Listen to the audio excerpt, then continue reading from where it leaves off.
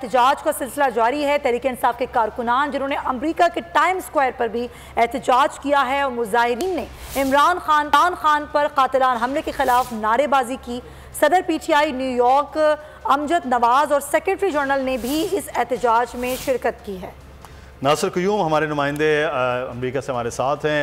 नासिर, आगाह कीजिएगा, क्या तफसीलात हैं न्यूयॉर्क में होने वाले एहतजाज से मुताल्लिक़?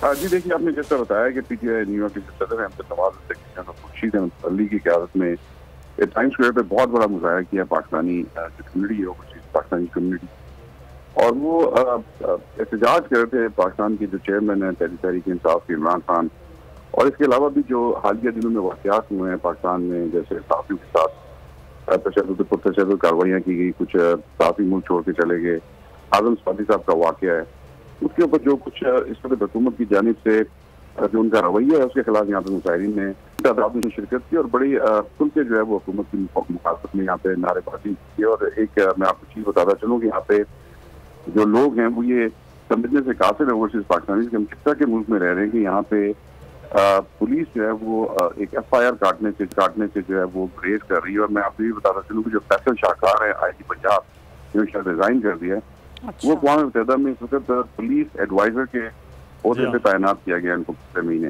तो क्या यहाँ पे जो है ना इस वक्त जो फ्रस्ट्रेशन है जो ओवरसीज पाकिस्तानी की वो बहुत ज्यादा इस वक्त ऊपर जा रही है, और इस वक्त जो गुस्सा है और गम और गुस्सा जो पाया जा रहा है जो पाकिस्तान में जिस वक्त सियासी सूरत हाल है और जो इकनॉमिक सिचुएशन है पाकिस्तान में, जिसका लॉलेसनेस है, उसके ऊपर ओवरसीज पाकिस्तानी। नासिर, बहुत शुक्रिया। आप हमें अमेरिका से आगाह कर रहे थे जहाँ पर टाइम्स स्क्वायर पर एहतजाज हुआ। अगर आपको ये वीडियो पसंद आई है तो हमारे चैनल को सब्सक्राइब करें और बेल आइकन पर क्लिक करें। बहुत अच्छी कवरेज की है, ये मार्च की तो जबरदस्त कवरेज थी, बॉल की प्रॉब्लम सबसे बेस्ट थी। सबसे ज्यादा रील्स और सबसे ज्यादा रेटिंग के साथ बोल रहा नंबर 1। सब्सक्राइब करें और बेल दबाएं ताकि कोई खबर रह न जाए।